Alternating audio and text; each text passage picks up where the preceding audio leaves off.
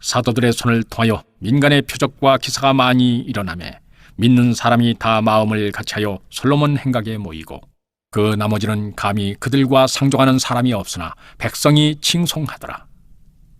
믿고 주께로 나오는 자가 더 많으니 남녀의 큰 무리더라.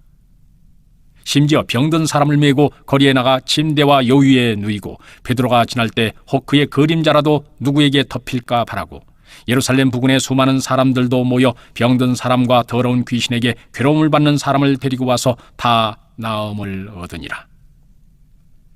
대제사장과 그와 함께 있는 사람, 즉 사두개인의 당파가 다 마음의 시기가 가득하여 일어나서 사도들을 잡아다가 옥에 가두었더니, 주의 사자가 밤에 옥문을 열고 끌어내어 이르되, 가서 성전에 서서 이 생명의 말씀을 다 백성에게 말하라 하매, 그들이 듣고 새벽에 성전에 들어가서 가르치더니, 대제사장과 그와 함께 있는 사람들이 와서 공회와 이스라엘 족속의 원로들을 다 모으고 사람을 옥에 보내어 사도들을 잡아오라 하니, 부하들이 가서 옥에서 사도들을 보지 못하고 돌아와 이르되, 우리가 보니 옥은 든든하게 잠기고 지키는 사람들이 문에 서 있으되 문을 열고 본즉 그 안에는 한 사람도 없더이다 하니, 성전 맡은 자와 제사장들이 이 말을 듣고 의혹하여 이 일이 어찌 될까 하더니, 사람이 와서 알리되, 보소서, 옥에 가두었던 사람들이 성전에 서서 백성을 가르치더이다 하니, 성전 맡은 자가 부하들과 같이 가서 그들을 잡아왔으나 강제로 못하면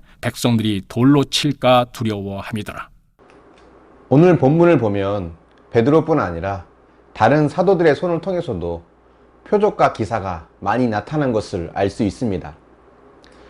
그리고 12절과 13절을 보면 이런 현상을 접할 때 크게 두 가지 반응이 있음을 볼 수 있는데요. 믿는 사람들은 다 마음을 같이하여 솔로몬 행각에 모였다고 합니다. 자신들의 신앙을 공개적으로 밝히는 모습이라고 볼 수 있죠. 또 한 부류는 그 나머지라고 표현되어 있는데, 믿지 않는 사람들이라고 할 수 있겠습니다. 이 사람들은 믿는 사람들과 상종하지 않았다라고 합니다. 성전 중심의 유대교는 마가의 다락방에 성령이 임한 이후로 많은 사람들이 그리스도인이 되는 것을 보고는 제자와 그 무리들을 배척하고 또 증오하기 시작했습니다. 그리고 많은 사람들이 유대교 종교 지도자들이 두려워서 그리스도인이 되지 못하였죠. 하지만 그럼에도 불구하고 복음은 더욱 널리 퍼졌고 그리스도인은 점점 많아졌습니다. 온 백성이 사도들과 그리스도인들을 칭송하였다고 하는 거 보니까 당시 분위기가 어땠을지 상상이 갑니다. 15절을 보면 이렇게 말을 하는데요. 심지어 베드로의 그림자라도 덮이기를 바라고 병든 사람을 메고 거리에 나왔다고 합니다. 베드로가 완전히 성령에 사로잡힌 성령의 사람이 되었다는 것을 보여주는 겁니다. 베드로뿐 아니라 다른 사도들도 모두 성령의 사람으로 변화되었을 것입니다. 13절에 백성이 칭송하더라 라고 하는 것을 주목해 볼 필요가 있습니다. 왜 백성들이 사도들을 칭송하였을까요? 그들을 통해 기적과 표적이 나타나서 그런 것일까요? 물론 그것도 충분한 이유가 됩니다. 하지만 은사가 잘 나타나고 병이 고침을 받는다고 다 칭송을 받는 것은 아닙니다. 오늘날에도 은사가 많은 사람들이 있지만 그들이 모두 칭송을 받는 것은 아닙니다. 일부의 은사 많은 사람들의 비상식적인 언행으로 오히려 비난을 받는 경우를 종종 보죠. 사도들의 경우는 아마도 17장에 나오는 유대 종교 지도자들과 비교가 되면서 대중들에게 더욱 칭송을 받았을 것 같습니다. 자신의 기득권을 유지하는 일에만 관심을 갖는 종교 지도자들과는 달리 기꺼이 자신의 모든 것을 나누고 베푸는 사도들과 그리스도인들은 충분히 백성들을 감동시키고도 남았을 것 같습니다. 거기에 기적과 표적까지 나타나니까 얼마나 사람들이 칭송했는지 상상이 가죠. 근데 이런 분위기는 아마 이전에는 한 번도 없었을 것입니다. 예루살렘과 온 유대 전체가 초대교회로 인해 들썩였을 것 같습니다. 그러니까 이 정도까지 강력하게 복음이 전파되고 표적과 기사가 일어나면 한 번쯤은 이것이 과연 하나님으로부터 온 것인지 생각해봐야지 않을까요? 그런데 종교 지도자들은 마음의 시기가 가득하여서 사도들을 옥에 가두고 백성들을 통제해서 자기 기득권을 어떻게든 유지하려고 하였습니다. 자기의 기득권을 지키려는 마음만 있으니까 하나님께서 주시는 사명에는 관심이 없고 오히려 복음을 방해하는 회방꾼의 자리에 서게 되죠. 근데 이들이 사실 가장 불쌍한 사람들입니다. 자기들은 하나님을 사랑한다고 생각하고 하나님을 위한다고 하지만 정작 하나님의 일에는 전혀 관심이 없고 오히려 하나님의 일을 회방하는 악한 자가 되었으니 말입니다.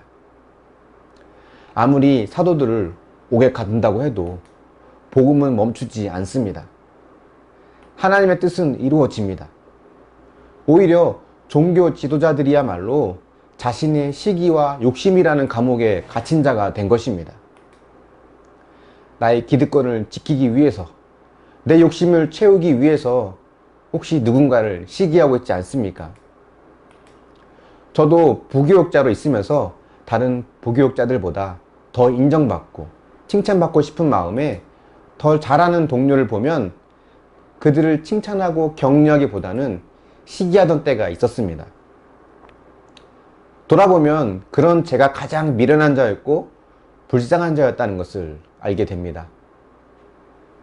우리는 어느 곳에서든 칭송받는 그리스도인이 되었으면 좋겠습니다. 맡겨진 일에도 최선을 다하고 최고의 실력과 성실함으로 살아가십시오. 그리고 기득권과 욕심을 내려놓는 삶으로 감동을 일으켜 주십시오. 그렇게 칭송을 받는 그리스도인으로 살아가기를 축원합니다. 한번 묵상해 보십시오. 내가 가진 기득권은 무엇이며 그것을 지키려고 또는 자존심 때문에 누군가를 시기하고 질투하지 않았습니까? 그 시기의 대상은 누구였습니까? 기도하겠습니다. 사랑의 하나님, 사도들과 그리스도인들이 백성들로부터 칭송을 받았던 그 모습을 보면서 우리에게도 또 오늘날 또 한국 교회에게도 그러한 모습이 있기를 원합니다. 기득권 때문에 하나님의 기적과 능력을 보지 못했던 종교 지도자들처럼 우리 역시도 우리의 이익과 기득권 때문에 하나님의 영광을 나타내지 못했던 연약한 모습은 있지 않았는지 돌아보길 원합니다. 누군가를 시기하고 질투하는 그 마음이 나 스스로를 또 다른 감옥에 가두는 것임을 알게 하여 주시고 하나님의 은혜 가운데 진정한 자유함을 누릴 수 있도록 은혜를 더하시고 인도하여 주시기를 원합니다. 우리에게 은사와 능력이 있을 뿐 아니라 또 사람들의 마음을 감동시키고 그들에게 기쁨을 줄 수 있는 섬기는 삶, 겸손한 삶이 있기를 원합니다. 사도들과 그리스도인들이 칭송받았던 것처럼 우리도 그러한 삶으로 세상에서 칭송받을 수 있는 그런 믿음의 삶이 되게 하여 주시고 나의 믿음의 모습으로 인해서 내 가정과 직장과 내가 속해 있는 모든 공동체가 나로 인하여 하나님의 사랑과 은혜를 경험할 수 있도록 함께 하여 주시옵소서.